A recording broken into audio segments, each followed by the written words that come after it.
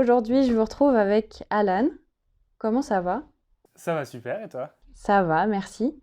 Est-ce que tu veux te présenter avant qu'on commence l'épisode de podcast? Ouais, bien sûr. Alors moi c'est Alan, je suis créateur de contenu sur les réseaux sociaux, enfin majoritairement sur Instagram. Et sur mon compte, je parle de bivouac, de rando, de voyages un peu autour du monde, mais de plus en plus de voyages locaux, en méthode douce, on va dire, en train, à pied, etc. De manière plus consciente au final. Exactement. Et c'est le sujet qu'on va aborder aujourd'hui. Ma première question, c'est pourquoi c'est important pour toi le contexte de voyager de manière plus consciente justement? Alors évidemment, il y a tout ce qui est enjeu environnemental. La planète est en train de cramer, donc ça serait bien de faire quelque chose, de remettre en question sa manière de voyager. Mais moi, il y a un petit côté aussi égoïste derrière ça. Je sais que c'est bien de faire ça, mais en prenant conscience et en voyageant de cette manière, j'ai trouvé que on voyageait aussi mieux pour soi, on va dire, dans une démarche moins consumériste, sans bucket list. Pour des voyages et en prenant juste plus le temps et en appréciant mieux les choses. Sans trop organiser au final, ça serait comme ça? Pas forcément, mais sans surcharger, on va dire. Je sais pas comment vraiment expliquer. Ouais, ça serait de voyager simplement, peut-être dans l'idée, et de revenir un peu aux bases du Ouais, voyage, de découvrir, profiter sans trop d'artifice. c'est ça, et puis ouais, revenir aux bases, et puis de revenir aussi à un rythme qui est plus instinctif, et pas, enfin quand on a tendance à être très déconnecté quand on va prendre l'avion, partir de semaine à un endroit où il fait 30 degrés de plus que l'endroit où on vit, et là de ouais, aller juste plus lentement en général. Ok, dans les voyages. C'est ça. Et pourquoi toi, tu as choisi cette approche-là, justement? Je l'ai pas vraiment choisi, on va dire. C'est venu un peu naturellement par rapport au fait, je pense aussi que ma génération, on est assez touché par tous ces enjeux, on en parle beaucoup. Dans ma génération, j'ai l'impression qu'il y a beaucoup moins de climato-sceptiques, on va dire. Et c'est venu aussi naturellement en faisant des expériences, des voyages un peu sportifs ou alors assez, pas extrêmes non plus, mais des aventures, quoi. Et en fait, c'est venu tout seul et ça m'a plu, tout simplement. Et bien justement, en parlant de tes voyages, je voulais te demander quelles étaient tes destinations et voyages qui t'ont le plus marqué en termes de voyage conscient. Alors, en termes de voyage, on va dire conscient, en fait, moi, ça a beaucoup commencé avec la Mongolie, du coup, pas un endroit bien à côté. J'avais 19 ans à ce moment-là, je prenais encore pas mal l'avion. Et c'est un voyage en fait que j'ai fait à cheval pendant plusieurs semaines, donc vraiment Ok, génial. au rythme de 30 km/h, de 30 km par jour. C'est là vraiment que j'ai vraiment kiffé l'aventure d'aller tout doucement, ouais, encore une fois, et de juste prendre le temps et de réfléchir aussi. Ok, c'est assez fou comme histoire. Chevaux, enfin, Et ouais, ouais, c'était un gros voyage que j'ai fait enfin, assez jeune en plus. Et ouais, j'ai acheté mon cheval là-bas et je suis parti dans les steppes. et ça t'est venu comment cette idée de voyager à cheval? Parce que c'est pas commun. Je voulais un pays en fait pas trop touristique, que je connaissais pas du tout. Et D'accord. la Mongolie s'est un peu présentée comme ça. Puis j'ai appris que les gens se déplaçaient en cheval. Du coup, je me suis dit, pourquoi pas moi? Voilà, j'ai fini à cheval en Mongolie. Ok, trop génial. Et donc cette expérience, tu penses qu'elle enfin, elle t'a sûrement beaucoup apporté. Et qu'est-ce qu'elle t'a apporté, tu penses, je sais pas, comme manière de fonctionner, de prendre le temps est-ce que ça t'a apporté quelque chose? Je pense que c'était la première fois que en fait, j'avais le temps de réfléchir et pas d'autres distractions, on va dire. Donc j'avais 19 ans, je finissais le lycée. Comme beaucoup de personnes après le lycée ou avant, je savais pas trop ce que j'allais faire. Ouais. Et ça a été flou encore quelques années après. Mais c'était la première fois que j'étais pas, on me demandait pas de prendre des choix, de faire des choix, qu'on me demandait ce que j'allais faire plus tard. Et mon quotidien, c'était vraiment de me réveiller, de vivre le jour, marcher. J'avais rien, en fait, j'avais aucune préoccupation, on va dire. Et c'est hyper agréable de juste avoir le temps, enfin, d'échapper un peu à cette routine. Même à 19 ans, on peut le ressentir, métro, boulot, dodo, quoi, avec les études, la fac et tout ça. Ok, trop génial. Ça a l'air d'être une bonne expérience de de vie. Ouais, franchement, génial. Je recommande justement à beaucoup de jeunes de le faire. Donc, pas forcément aller acheter un cheval en Mongolie et faire ça, mais en Ouais. tout cas de voyager et de sortir de cette bulle ouais, qui va trop vite, on va dire. Ouais, la routine au final. Ouais, la routine et aussi cette un peu course, course à tout, Ouais. la course un peu de la vie, quoi. Ouais, je comprends. Toujours la course Toujours à la planifier réussite. C'est ça. Et jamais se poser et réfléchir à ce que tu as envie de faire, à quelles sont tes envies, quels sont tes besoins, et se dire, bon, qu'est-ce que je fais demain? Enfin, Ouais. on a tendance Oui, à c'est ouais, vrai. beaucoup planifier et à oublier de s'écouter soi-même, quoi. Enfin, en tout cas, c'était mon Pour revenir ressenti au... à cet âge-là. Ok. Eh ben, super chouette. Et comment tu choisis justement tes destinations pour que ça colle le mieux avec ton engagement envers le voyage responsable? Alors, pour être honnête, j'ai quand même pas mal consommé l'avion. Je reviens tout juste d'un tour du monde où il y a Ok. d'autres aspects du voyage responsable que j'ai exploré, on va dire, parce qu'on dit souvent voyage responsable ou de manière plus consciente, et on pense surtout à l'empreinte écologique. Mais pour moi, dans les Oui. voyages, surtout ceux qui se font dans d'autres pays où on ne connaît pas la politique, on ne connaît pas les populations, les situations économiques, il y a beaucoup d'enjeux à prendre en compte. Donc j'ai essayé de faire au maximum en voyageant comme ça, mais récemment maintenant, et enfin c'est mes envies de plus voyager en train, en Europe en général, ou si je retourne à l'étranger loin, d'essayer de ne pas y aller en avion et de rester un moment sur place pour bien comprendre tout ce qui se passe, quoi. J'ai pas envie de juste venir dans un pays et dire qu'est-ce qu'on fait, quoi. J'ai envie d'un minimum organisé pour ne pas faire d'erreur, on va Ouais. dire, en tant que touriste. Et comment tu gères tes déplacements, du coup, et le choix du transport? Est-ce que tu as des applications, par exemple, pour des gens qui pourraient nous écouter? Est-ce que tu as des conseils pour choisir tes transports, justement? Je sais qu'il y a Rome, Alors Tours, plutôt Rio, là. Ouais, Rome qui est to pas mal Rio. pour... Alors plutôt en France ou plutôt à l'étranger? Pourquoi pas parler de l'étranger? Parce que en France, on est quand même bien desservi en train. Alors à l'étranger, comment tu fais pour... Ouais. Alors, Pour ça. l'étranger, ça dépend vraiment de chaque endroit. Tu vois, par exemple, en Asie, ça va être un de Go Asia, où tu as Ok. vraiment tout qui est référencé, enfin Asie du Sud-Est en tout cas. Après, là, je reviens par exemple de l'Afrique du Sud-Est, et là-bas, bah, il n'y a rien en ligne. Tout se fait en demandant aux locaux, en prenant les transports locaux, en attendant au bord de la route des matatus, c'est des petits minivans de 9 places. D'accord. Donc ça dépend vraiment, il n'y a pas trop de moyens de préparer et souvent ça se fait au dernier moment. Ou alors il y a les agences touristiques, mais ça c'est un truc que je n'ai jamais essayé et que je pense pas essayer. Ok. Parce que tu as un a priori peut-être dessus ou c'est juste parce que t'aimes bien, toi, organiser de A à Z ton voyage? Ouais, j'aime bien avoir Bah, même moi, enfin j'aime déjà pas organiser mes voyages, mais ceux que j'ai organisés, Ok. j'ai toujours été frustré en fait de les avoir organisés à l'avance parce que au final j'ai envie de rester une nuit de plus ici, j'ai envie de partir plus tôt d'un endroit, j'ai envie de rajouter ça à ma liste. Je me fais beaucoup Enfin, quand je pars quelque part, j'écoute énormément les autres voyageurs et dans les auberges jeunesse, tu discutes et tes plans changent de tout au tout, quoi. Ouais, c'est vrai. Par exemple, en Afrique de l'Est, j'étais pas censé aller en Ouganda parce que j'avais plus ou moins organisé, mais j'étais hyper flexible. J'ai parlé à plein de gens et j'ai fini en Ouganda et c'est le pays que j'ai préféré sur les 4 que j'ai fait. Ok, grâce aux rencontres et aux conseils des autres, t'as Exactement, suivi, quoi. c'est ça. Le conseil que je pourrais donner pour les personnes qui voyagent à l'étranger et la manière la plus pratique et enfin consciente, je dirais faites comme les locaux. Alors ça dépend évidemment des endroits, parce que par exemple c'est en Asie où ils font la ligne la plus utilisée, je crois, c'est Singapour à Malaisie, il me semble, Georgetown peut-être, et c'est genre en train c'est que dalle de temps et c'est autant de temps en avion, bref, peut-être pas recommander ça. D'accord, ok.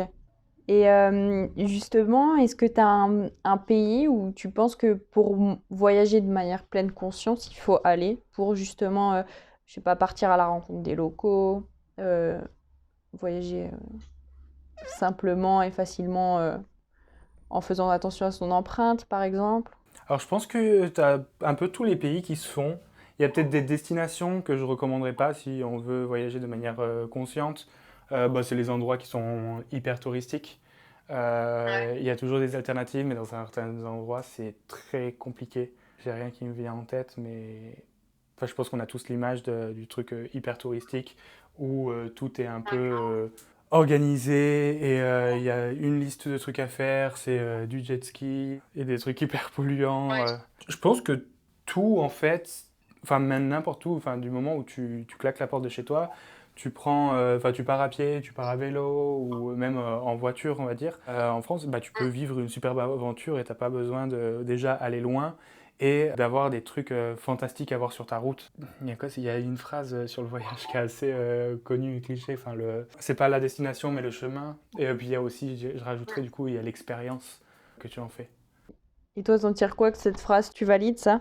Bah, plus ou moins, ouais. Enfin, forcément, je valide le chemin, c'est forcément hyper important. Après, la destination, elle fait toujours plaisir. Enfin, tu vois, si tu te lances sur des gros trips et tout, quand tu es arrivé à destination, ça fait hyper plaisir. Mais c'est la finalité du truc. C'est pas... Enfin, s'il n'y avait pas eu le chemin, il n'y aurait pas eu la satisfaction de la destination.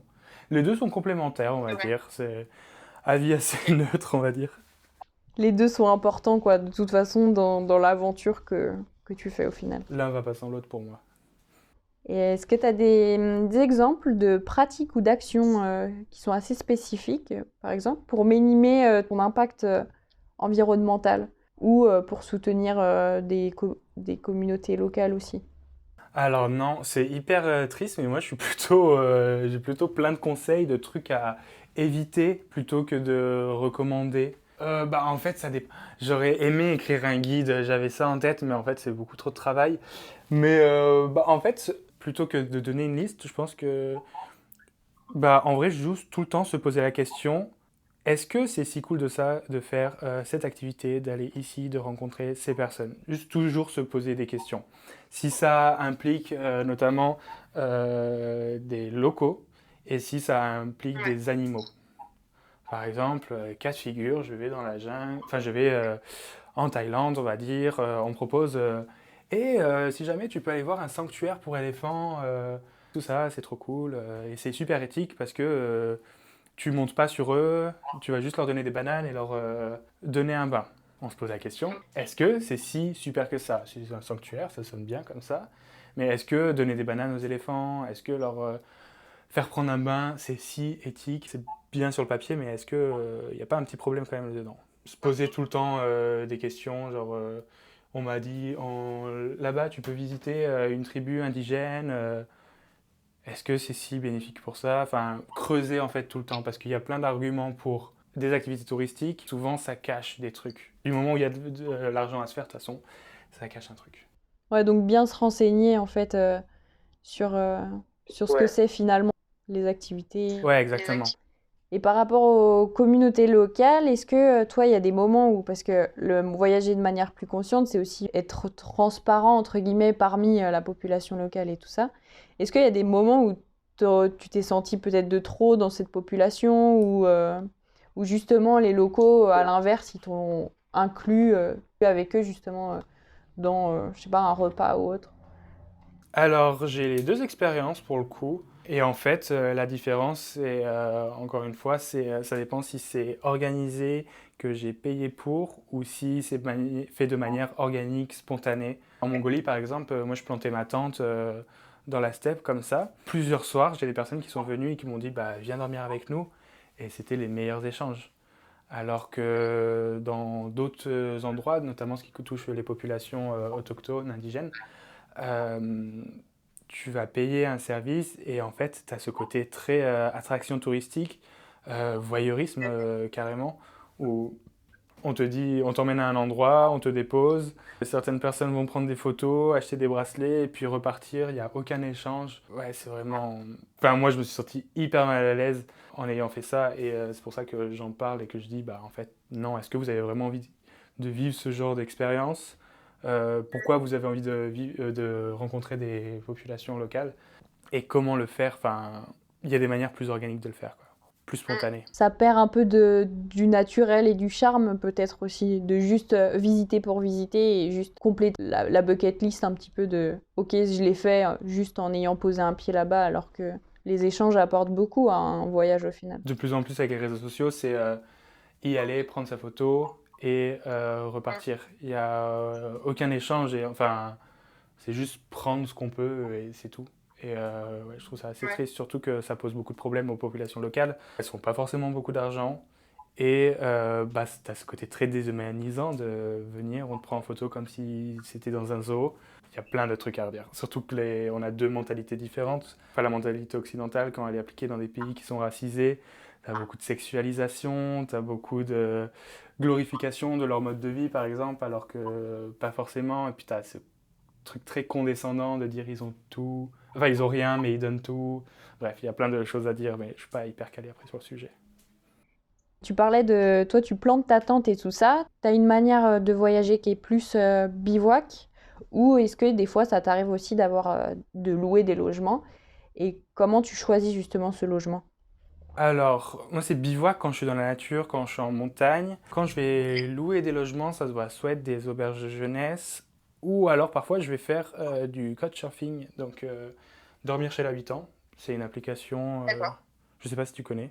Si, ouais, si. Mais elle est payante maintenant, il me semble. Ouais, elle est à 13 € par an, je crois. Ouais, ça va, c'est hyper accessible et elle n'est pas payante pour les pays qui ont un PIB moins élevé, quoi. Moi, je l'utilise, par exemple, j'accueille depuis que j'ai 19 ans, je crois, des personnes chez moi, donc elles me font des demandes sur l'application et je leur dis venez. Et je fais pareil, du coup, quand je suis à l'étranger, des personnes m'invitent. J'envoie une demande chez des gens et les gens m'invitent chez eux. D'accord. Et toi, par exemple, quand tu accueilles des gens, est-ce que bon, tu dois parler sûrement du coup de là où tu habites, ce qu'il y a à faire et tout ça. Est-ce que tu as plus cette façon de conseiller justement des choses plus conscientes, du tourisme conscient ou non, pas forcément. Ça dépend de la personne. Pas vraiment, non. C'est vrai qu'en fait, moi, quand j'accueille des gens, souvent, je suis pas là. C'est plus pour arranger les personnes parce qu'elles ont besoin d'un logement. Et on va parler, on va discuter. Et souvent, on a quand même la même mentalité et j'ai pas à conseiller. Ou souvent, c'est des personnes, par exemple, j'ai eu beaucoup de personnes qui font des voyages à vélo. Donc là, j'ai pas grand-chose à leur dire. Elles ont tout à m'apprendre. Mais ouais, il y a des échanges, mais je vais pas forcément leur faire une to-do list de voici tout ce que vous pouvez faire de manière éco-responsable, on va dire. Non, ouais, c'est plutôt le côté arrangeant et souvent j'ai rarement le temps de passer du temps avec eux, pas plus qu'une soirée, quoi. D'accord. Ouais, c'est vraiment une histoire d'échange en fait de logement, cet aspect pratique Ouais, et pas cher aussi. Ouais. Et sinon, j'évite aussi, encore une fois, j'ai rien à recommander, j'ai que des trucs à éviter. J'évite Airbnb par exemple. Je sais que c'est hyper pratique, qu'il y en a plein qui l'utilisent et même moi je l'ai utilisé et c'est vraiment hyper pratique. Mais à cause des hausses de logement. En fait, tu as beaucoup de personnes qui ont les moyens, qui achètent des logements pour pouvoir les louer sur Airbnb parce qu'ils font beaucoup plus de revenus que s'ils le louent à un couple, une personne, un étudiant. Et ça fait que les logements dans une ville augmentent énormément. Voilà, je trouve que c'est pas très cool. Il y a des besoins plus urgents que le tourisme dans certains endroits au final. C'est ça. Et à la limite, si Airbnb, il y a quand même des bons aspects. Moi, j'aime beaucoup le côté chez l'habitant. Je l'ai fait par exemple quand j'ai traversé les Alpes. J'ai dormi chez l'habitant à Briançon. Mais en gros, j'ai dormi là-bas et c'était trop cool. Et puis on a pu échanger. Et puis j'étais aussi en contact avec des personnes d'une sphère totalement différente que moi. Ils trouvaient ça par exemple incroyable que je fasse ça. Et on avait vraiment deux vies différentes. Toujours dans cet aspect d'échange au final. Si tu vas en Airbnb, c'est pour aller chez l'habitant et... Bah moi c'est pour le côté, je veux pas payer un logement qui va servir juste à des touristes. Et après du coup quand tu as des personnes qui font ça, bah il y a l'aspect échange. Et après tu as le côté monétisation, quand ils ont une change de libre, c'est toujours cool de pouvoir se faire de l'argent sur ça, quoi. Et puis il y a aussi, ça me dérange moins si par exemple c'est un petit logement à la campagne qui va finir de toute façon en gîte. Enfin, tu vois, là, si c'est un logement qui sert que pour les touristes, mais parce que c'est dans une zone complètement morte et qu'il n'y a personne qui va y habiter, ça me dérange moins de Airbnb. C'est juste vraiment les logements en ville. Ouais, oui. Et je comprends cet aspect-là. Comme je vois, ça serait à Dublin, par exemple, où je pense qu'il y a beaucoup plus de Airbnb que de logements pour les... Ouais, c'est possible, ouais. C'est vachement reconnu dans cette ville-là que c'est très cher, inaccessible, et en plus, ils privilégient le tourisme, par exemple. Ok. Mais voilà, enfin, pour moi qui ai toujours eu des galères dans les villes en fait, en étant étudiant Ouais. pour emménager, maintenant que je suis consommateur, j'ai pas envie d'encourager ça, quoi. Ouais, je comprends. Vu que t'as vécu les deux côtés. C'est ça. Est-ce que tu peux nous partager une anecdote qui illustre l'impact positif de tes voyages, qui sont plus conscients? Tu parles beaucoup de partage humain. Est-ce qu'il y a d'autres impacts positifs de ces voyages? Est-ce que tu aurais une anecdote qui te vient en tête? J'essaie de réfléchir parce que là, récemment j'ai fait la HRP, donc je dois bien avoir des trucs. Ça peut être avec les locaux ou je sais pas, déguster des choses naturelles pendant ce trek. Il y a peut-être des choses, je sais pas, que tu aurais dégusté parce que c'était dans les montagnes. Ouais, ben j'arrive pas à formuler une réponse qui répond bien à la question en fait. Ah, une anecdote, non, en fait c'est plus, ouais, j'ai plus un mindset général quoi. C'est plus de légèreté, je dirais, en général, dans ma façon d'être, dans ma façon de penser, ma façon de réfléchir. En fait, il n'y a pas vraiment d'anecdote parce que c'est tout mon quotidien qui change vraiment. Qui est impacté par ces voyages? Toutes mes réflexions que j'ai, enfin, c'est grâce à ce mode de vie, enfin, cette façon de voyager plus lente. Donc là, je parle par exemple de la marche parce que ces derniers temps, j'ai fait beaucoup de Oui. très longues randos. J'ai fait bah, là les 40 jours dans les Pyrénées. Et en fait, ouais, c'est toute cette réflexion, se dire ah, c'est drôle, je suis parti de Banyuls, les murs, elles étaient en fleurs. J'arrive à Hendaye, je peux manger les murs qui sont mûrs. Et puis, oui, toutes les rencontres, quand tu rencontres plein de gens sur la route, en marchant, et t'as le temps de parler, et puis je sais pas comment dire, ouais. C'est vraiment tout Mais je vois, le quotidien qui est bouleversé, et en fait, c'est pas un échange que tu vas avoir dans un tram le temps de 3 stations. Là, ça va être ta personne qui peut dire oui, j'ai un train à prendre, je dois partir. C'est bah non, on est dans la montagne, on marche et il y a plus le temps en fait. ouais, il y a plus le temps et puis un petit côté retour au naturel, sans vouloir fantasmer les hommes des cavernes, le côté primitif et tout, mais ouais, il y a un côté très pied sur terre, quoi, au final, en marchant. Ouais, complètement. Et surtout que, enfin, voyager de manière plus consciente, c'est aussi mentalement voyager de manière plus consciente et de peut-être profiter du moment présent, d'avoir conscience que on est en train de voyager. Est-ce que ça peut être vu comme ça aussi? Et du coup, ton mindset, il est influencé par ta manière de voyager.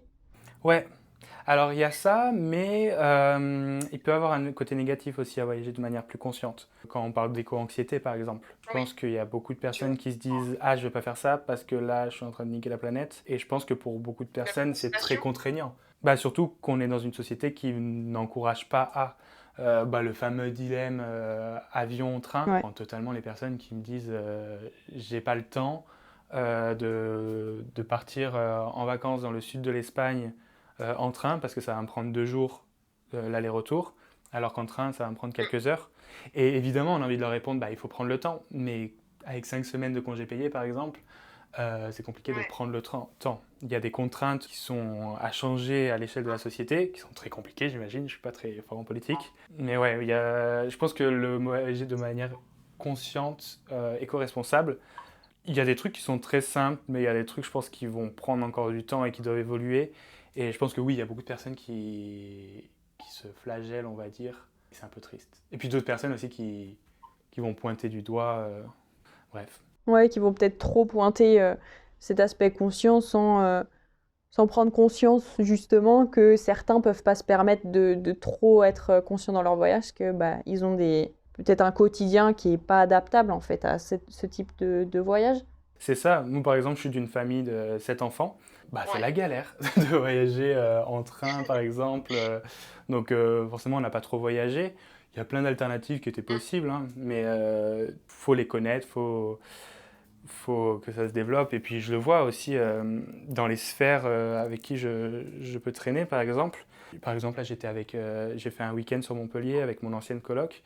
Et donc, plein de gens qui ont fait des voyages à vélo, qui sont engagés chez Greenpeace, dans des actions et d'organisations engagées pour le climat. Et là, en fait, c'est fou comme on parle de... bah, notre seule manière de voyager, en fait, c'est de voyager plutôt douce et respectueuse de l'environnement, mais parce que il y a tout un mode de vie qui va avec. Mais c'est vrai que je vais parler avec ma famille et je vais leur dire on va faire ça, par exemple. Bah, c'est pas des réflexes. Et c'est encore très marginal. Par exemple, moi, quand je dis oui, je viens de faire 45 jours de marche dans les Pyrénées, on me dit ben, pourquoi? Ouais. Enfin, pourquoi pas prendre un avion, aller aux Seychelles, revenir tout bronzé bah, moi, ça me fait pas kiffer, tout simplement. Mais c'est vrai que c'est pas des réflexes, on va dire. Et c'est pas rêveur, en vrai, hein, de se dire va marcher 40 jours. Moi, ça me fait rêver, hein, mais je peux comprendre qu'il y a des gens qui se disent puer, prendre une douche tous les 3 jours, avoir des ampoules, des pieds, de la corne que j'arrive toujours pas à enlever sur mes pieds, là. Je sais que c'est pas rêveur pour tout le monde, quoi. C'est ça, mais c'est une autre manière de voyager, quoi. Il y en a tellement que chacun peut trouver C'est ça. son voyage idéal, quoi, au final, dans tout ce qui est proposé maintenant. Est-ce que tu as un conseil pour les auditeurs pour commencer à voyager? Pas forcément de manière plus consciente, mais par rapport à toutes tes expériences. Je pense que ça pourrait être intéressant de revenir sur le point du voyage de manière générale. Se lancer, dans un premier temps, ne pas se poser trop de Ouais. questions. Voyager seul si vous vous sentez de le faire, ça c'est vraiment génial. Et commencez petit. Si vous voulez voyager par exemple seul, commencez par vous faire un ciné seul, un resto seul, une balade, une rando seule. Ouais, on n'a pas besoin de faire Voilà. de grandes choses pour commencer, on peut commencer petit. Exactement, commencer petit à petit, voir si ça nous plaît. Après c'est un peu piège par exemple, moi j'aime pas faire une rando seule à la journée. C'est au bout de 5 jours que je commence à kiffer, mais bon, ça c'est propre à chacun. Ok. Ouais, il faut vraiment que j'ai Ok, Ouais, c'est il faut vraiment que particulier. Ouais, que je sois en fait déjà dans la routine et que ça soit sur du long terme pour que je commence vraiment à apprécier parce que si c'est sur une journée ou sur le court terme, ouais, j'arrive pas à me déconnecter assez en fait. Ouais, ça peut se comprendre, c'est vrai. C'est trop court, quoi. Et puis, entourez-vous aussi de personnes qui partagent un peu vos centres d'intérêt, je dirais. Mm.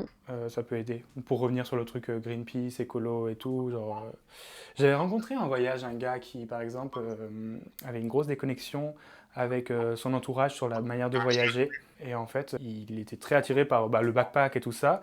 Et son entourage ne comprenait pas. Et ouais, c'était assez particulier. Donc, s'entourer de personnes proches de chez soi qui peuvent comprendre. Ouais, et avec Ça qui peut se aider, lancer je pense. aussi. Tu vois, de baigner un peu dans cet univers avant de se lancer, ça peut être pas mal. Et puis, des gens avec qui partager aussi.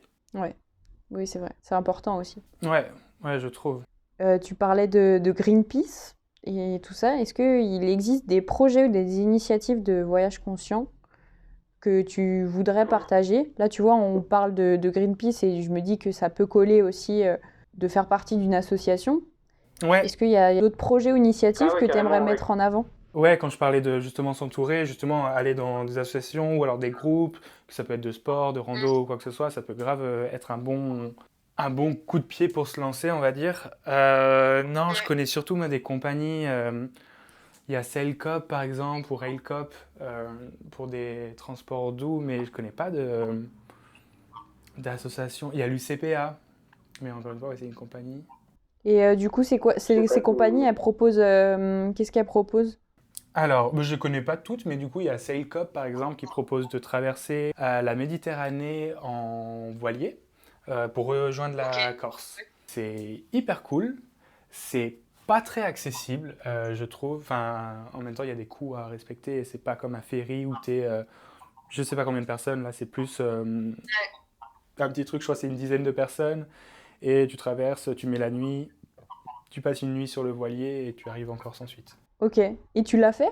Ou ça te tenterait? Non, ça me tente parce que moi j'ai un ami en Corse, mais j'ai une autre idée pour rallier la Corse que je compte faire l'année prochaine. Ok. Est-ce que tu peux en parler ou non? C'est un peu encore surprise. Je les garde un peu en surprise encore. Ok. Mais oui, du coup, il y a Sailcop qui est possible. Il y a Railcop aussi, c'est une compagnie de train du coup qui va faire concurrence à la SNCF, qui essaye justement de remettre en ligne des anciennes lignes de train. Et ça, c'est cool parce que pour prendre le train, moi, la SNCF, elle me saoule un petit peu trop. Il n'y a pas assez Ouais. de concurrents, peut-être bien. Exactement, il n'y a pas assez de concurrence, du coup, ils disent chill, on a le monopole. Oui, c'est ça. Les prix sont absurdes. Ouais. Bien d'accord. Ouais, moi, ça me fait vraiment mal. Et justement, les gens qui prennent l'avion, enfin, c'est pas un argument qu'on peut ne pas écouter, quoi. Après, Il y a l'UCPA, c'est pour partir justement, mais il ne faut pas que je fasse de la pub parce que je veux leur faire concurrence. Mais en gros, c'est un centre aéré, je dirais, un peu pour les adultes. Donc plus ou moins loin, mais c'est rencontrer des nouvelles personnes et faire des activités. C'est en pleine nature souvent. Pas forcément. Alors, ça dépend. Ok, je pensais. J'ai pas trop checké leur truc. C'est un truc que j'entends parler depuis pas très longtemps. Mais oui, c'est quand même rencontrer des personnes un peu dans le même mindset. Après, il y a mon compte Insta. Pour faire de l'autopub. Vas-y, je te laisse faire. Il n'y a pas de souci. Bah ouais, en fait, récemment, du coup, j'ai créé le Rando Gang. En gros, avec les canaux de diffusion sur Insta, c'est une des nouvelles fonctions. J'ai créé un giga groupe où tout le monde peut rejoindre. Sur ce groupe, j'envoie un petit message. Qui est dispo pour une rando mercredi 29 jusqu'à samedi, je ne sais pas combien. Et ça serait, je sais pas, en Gironde. Et là, les personnes qui sont en Gironde et qui sont dispo à ce moment-là disent moi, je suis chaud. Donc, je crée un second groupe à ce moment-là pour s'organiser. Et voilà. Tu crées des mini-aventures Alors, je crée pas personnellement. Parce que ça me prendrait beaucoup de temps et que je ne sais pas le niveau de chacun, je ne sais pas l'équipement de chacun. Mais on va dire que je permets la plateforme pour que, je lie les gens entre eux pour que des micro-aventures se créent. J'aime bien aussi le concept que tout le monde propose ses idées et qu'on arrive à trouver un commun accord pour faire un truc plutôt que dire ça sera là, venez à cette heure-ci. T'imposes pas. Le rôle de leader ne me va pas trop. Je suis pas. Ouais, tu préfères que chacun mette sa patte et puis que tout le monde, que ça plaise à tout le monde parce que chacun aura choisi un peu. Exactement. Ouais, l'idée de cette mini-aventure. Voilà. Ok, n'hésitez pas à aller suivre Alan sur Instagram pour suivre ses petites aventures. Et pour terminer, j'avais une question un peu plus générale. C'est est-ce que tu as un prochain défi que tu peux nous partager et pourquoi avoir choisi ce prochain défi ou cette prochaine aventure? Alors, j'aime pas parler trop de défis en général, plus d'aventure on va dire, parce que le défi je trouve c'est un peu combatif, c'est un truc que tu veux faire, que tu veux régler, et moi j'aime pas, tu vois, le moment où tu termines, il y a toujours un côté satisfaisant, mais il y a un petit côté un peu nostalgique, et puis je me défie pas moi-même, c'est hyper prétentieux mais j'ai rien à me prouver, genre je sais que tout ce que je veux entreprendre, je sais que j'y arriverai si je me donne assez. Donc non, pas trop de défis, mais ouais, j'ai plein d'aventures là, la semaine prochaine. Donc lundi, je pars faire le tour du Mont Blanc. Ok, trop chouette. Pareil, du coup, il n'y a pas de contrainte de le faire en temps de temps, le faire le plus vite possible, le plus léger ou quoi que ce soit. Je veux juste... C'est ça, je veux juste kiffer, juste voir des beaux paysages et manger des bons trucs. Moi, je pense que tu vas être servi. Ouais. Ça a l'air d'être un tour qui a l'air vraiment très très sympa. Ouais, j'ai hâte là, c'est lundi 9 octobre. On peut suivre ton aventure sur Insta, tu vas essayer de partager un peu ou tu te déconnectes complètement et ensuite tu partageras ce qui se passe? Non, je partage quand même, je suis pas 100% déconnecté quand je suis en rando. Justement, ça me fait plaisir de partager maintenant plutôt que de me mettre le travail pour plus tard, quoi. Ok. Ouais. Trop bien. J'ai hâte de suivre ta nouvelle aventure. Merci. Et n'hésitez pas à aller suivre du coup Alan pour suivre justement ton tour du Mont Blanc et tes prochaines aventures d'ailleurs. Vous êtes les bienvenus. Et est-ce que tu as quelque chose que tu aimerais ajouter? Parce que j'ai posé mes questions. Est-ce que tu as quelque chose que tu aimerais ajouter, soit sur le voyage conscient ou pas du tout? Un conseil, une anecdote qui te vient en tête? Non, désolé. Je suis plus fort pour répondre aux questions plutôt que l'impro. Écoute, on finit sur ça alors. Parfait. Merci pour ton temps. Merci à toi pour l'invitation. C'était vraiment cool. Et merci à tous les gens qui auraient pu nous écouter. J'espère que ça vous a aidé ou ouvert un peu à un nouveau type de voyage. Et bien à bientôt pour un nouvel épisode. Ciao, ciao!